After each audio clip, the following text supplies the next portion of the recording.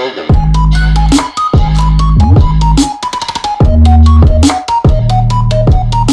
Hey Commander, can you unplug me?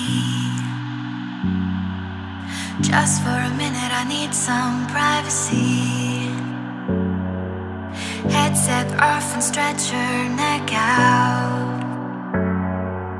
Down the rocks to her head's safe house. Yeah, I remember it all. Bleeding, shut out my calls.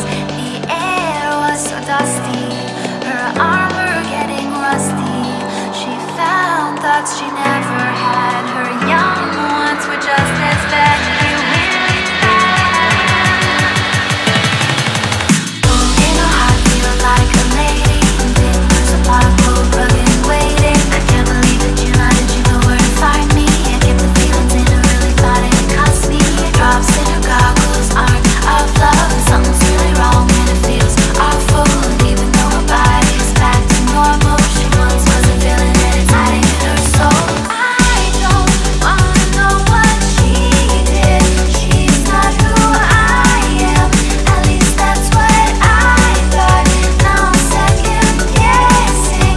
I can't put my gun down. My suit's getting heavy. Something wants to be released. Something dark inside me. Dark familiar.